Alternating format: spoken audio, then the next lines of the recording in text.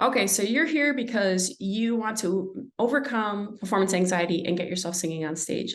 Maybe you already try singing on stage, but the performance anxiety is making it a miserable experience. Either way, you've come to the right place. Check off your list that you watch this video. It's the first step to taking back your power from this anxiety. By the way, I'm Judy Fine. I created the Singer Athlete Workout Program. That's my online singing course. I'm also an artist development coach, and I have a program called Hobbyist to Gigging Singer. You can check both of those out at onlinewithjudyfine.com. And don't forget, if you enjoy this video, please like it and subscribe to my channel. Okay, what is performance anxiety and what are the ways it gets in the way of you going after your singing dream? Well, first of all, performance anxiety is part of the fight or flight mechanism. So it's on a genetic level that this impacts you. Now, I have another video about, it's just a presentation about performance anxiety, and it goes into more detail about what's going on and why it happens. So I'm not going to go into those details here. I just want to get quickly to what you can do about it. So what are the ways that performance anxiety stops you from going after your singing dream? Well, it stops you from being your best, from feeling your best, from performing your best. It stops you from taking advantage of growth opportunities, meaning someone wants you to sing in their band, but you feel like you're not good enough, or you're terrified, or they'll find out that you're a fraud, something like that. And so you don't take advantage of that opportunity, or you don't create opportunities like that. So not taking advantage of or creating opportunities like that are stopping you from being the best singer that you can be and going after your singing dreams. The other thing that people with performance anxiety often do, or singers with performance anxiety often do, is that because they lack so much of their own confidence in their ability to perform, that instead of following their own star, they will easily be pulled off course, and they will latch onto somebody else's project. And it could be someone who's not even as skilled as they are, or just someone who's not on a path that they even want to be on, but they will latch onto that because they have more faith in that other person's vision than their own. Performance anxiety also makes singers feel like they constantly don't measure up to other performers. And of course, that's not helpful. To think about what you lack compared to another performer is not going to help you in your singing dream, because you need to be focused on what makes you different, what you have that they don't have. So performance anxiety puts you in a very negative mindset. And of course, if you continue to try to perform despite these challenges, ultimately it's going to be so exhausting and so stressful that it will lead to burnout. Now, why do you struggle with performance anxiety when that person over there doesn't, or doesn't to the extent that you do? If it's a genetic thing, it would affect us all the same, right? So it's a genetic response to something in you. There are a handful of things going on that contribute to you experiencing performance anxiety. The first one is the most important, and it might not feel good to hear, or it might not surprise you. I don't know. But the first thing is you lack genuine confidence. That either surprises you or it's like a duh. Could go either way. But let me tell you what I mean by genuine confidence.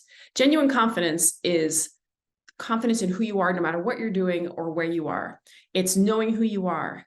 It's recognizing your value. It's knowing how you need things to be. And it's unabashedly being able to be and voice that person in the world. When you have that kind of confidence, how you perform at any given moment isn't important. It doesn't break any of that confidence, because you have confidence just in you in a genuine, holistic way. There's another kind of confidence, another way we use the word, and that is what I consider lowercase c confidence. And that's a confidence that's tied to your skill set, your knowledge set, your attributes. So confidence in how you look, confidence in knowing how to do math, confidence in your singing skills. That's lowercase c confidence. So what happens is singers, aspiring singers, conflate the two. So they want to be more confident on stage, so they practice singing.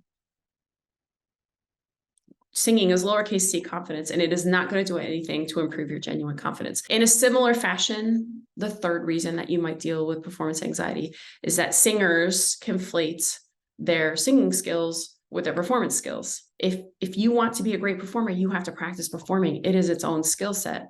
You can practice singing for 20 years in your bedroom and be an amazing singer. And when you go to perform, it is still going to be your first performance, and you're not going to be that good of a performer. So don't conflate your singing skills with your genuine confidence, and don't conflate your singing skills with your performance skills. All three of these things need to be addressed. The fourth contributing factor of performance anxiety is something I call the curse of low expectations. This is something that a lot of us experience growing up. It's our parents or other adults in our lives who have low expectations of us, and they teach us to have low expectations of ourselves. That's why I call it a curse. They put a curse on us and it becomes ours. If you have low expectations for yourself, you're going to expect yourself to fail when you get up on stage. The final piece that contributes to performance anxiety is not having a growth mindset or journey mentality is another way to say that. And what I mean is, if you think that this next performance you're about to do is either going to determine whether you are worthy of singing or you should give it up, that is a lot of stress.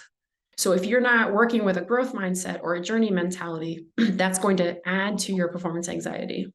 Now, all of these things I mentioned, I'm talking about performance anxiety, and you clicked on this video because you wanted to learn about performance anxiety, but these things are closely tied to imposter syndrome. If you're someone who thinks you may struggle with imposter syndrome and that may be part of what's holding you back, you should definitely check out the link in the description for my imposter syndrome quiz for singers. You'll get a score, and then you'll get a results page that you can actually bookmark, and you can come back to it over and over again because there's a lot of information. If you think you have any amounts of imposter syndrome, you should take this quiz. It's helpful, it's free, it's quick, it's super informative. Link in the description. Okay, so I have 4 things for you to do to overcome performance anxiety and get yourself singing on stage. The first one is take that imposter syndrome quiz. There's so much good information in there. It applies to what we're talking about here. So use that quiz, use the link on the results page to take you to a page on my website with the results page information, and then you can bookmark it and you can come back to it as often as you want. The second thing is remove the curse of low expectations. You don't have to hold on to that curse. Now, sometimes with my artist development clients, I'll have them close their eyes and imagine that they're sitting in a cafe across from the person or people that they feel taught them to have low expectations of themselves, and they give the curse back to them.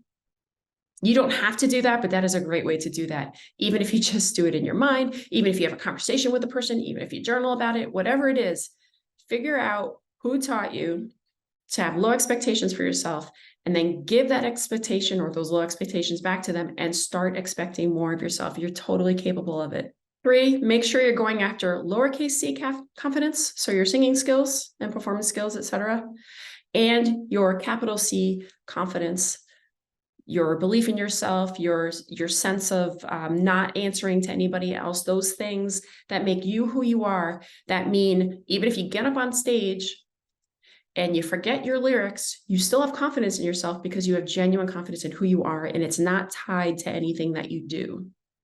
Super important, not just for your singing goals, for your entire life, for your happiness.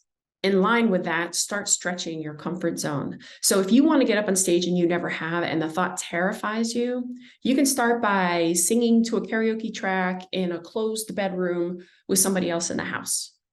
And then eventually you can do it with the door open. And then you can do it in the same room as that other person. And then you can go to karaoke night. Like, do whatever baby steps you need to do to get where you need to be.